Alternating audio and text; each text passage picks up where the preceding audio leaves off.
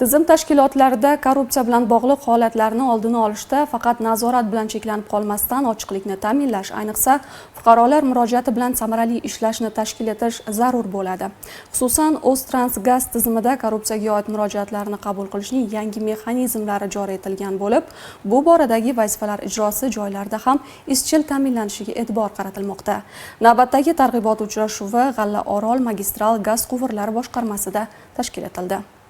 Tabiiy gaz resurslarini uzluksiz va xavfsiz yetkazib berishda muhim o'rin tutuvchi tarmoq G'allaorol magistral gaz quvurlari boshqarmasida ishlab chiqarish intizomi bilan bir qatorda shaffoflik va qonuniylik tamoyillarini mustahkamlashga ham alohida e'tibor qaratilmoqda. Boshqarma rahbariyati va mas'ul xodimlar ishtirokida o'tgan tadbirda tizimda korrupsiyaga imkon qoldirmaslik, murojaatlar bilan ishlash tizimini takomillashtirish hamda sohada halollik muhitini mustahkamlash masalalari muhokama qilindi. Dastlab boshqarma faoliyati yuzasidan amalga oshirilayotgan ishlar tahlil qilinib, mavjud muammolar va ularni bartaraf etish bo'yicha takliflar ko'rib chiqildi. Shundan so'ng xodimlarga korrupsiyaning salbiy oqibatlari, manfaatlar to'qnashuvining oldini olish, murojaatlarni qonuniy tartibda ko'rib chiqish hamda 1852 qisqa ishonch telefoni orqali korrupsiyaviy holatlar yuzasidan murojaat qilish tartibi haqida batafsil ma'lumot berildi.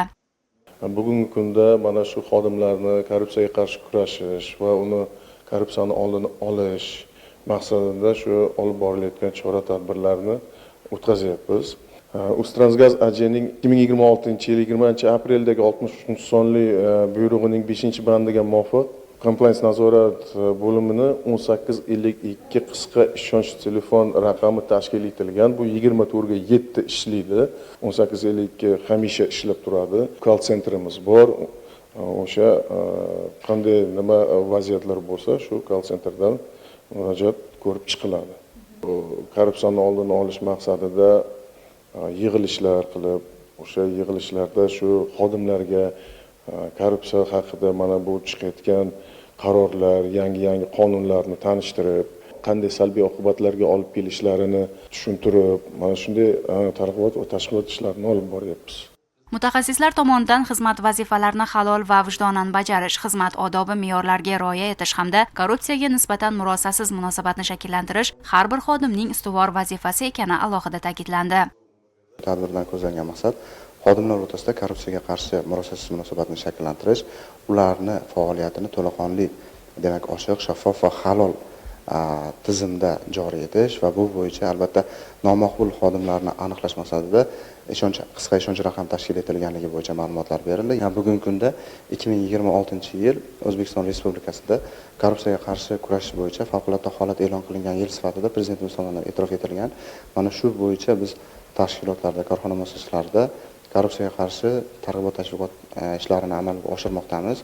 Bundan ko'zlangan maqsad xodimlarni hamda fuqarolarimizda korrupsiyaga qarshi murosasiz munosabatni shakllantirish. Bu qanday amalga oshiriladi? Albatta biz mana shu korrupsiyaga qarshi O'zbekiston Respublikasi qonunchiligida qanday javobgarliklar belgilanganligini oddiy va sodda tilda xodimlarga va fuqarolarga tushuntirmoqdamiz va bundan tashqari uning oqibatlari haqida ham batafsil ma'lumotlar berib o'tmoqdamiz. Va bu albatta o'zining samarasini beradi deb o'ylayman. Tadbir davomida shu yig'ilish ishtirokchilari tomonidan sohaga oid bo'lgan savollarga batafsil javob berishga harakat qildik. Aytish joiz, bu kabi uchrashuvlar xodimlarning huquqiy madaniyatini yuksaltirish, korrupsiyaviy xavf-xatarlarni oldini olish hamda sohada ochiqlik va shaffoflikni yanada mustahkamlashga xizmat qiladi.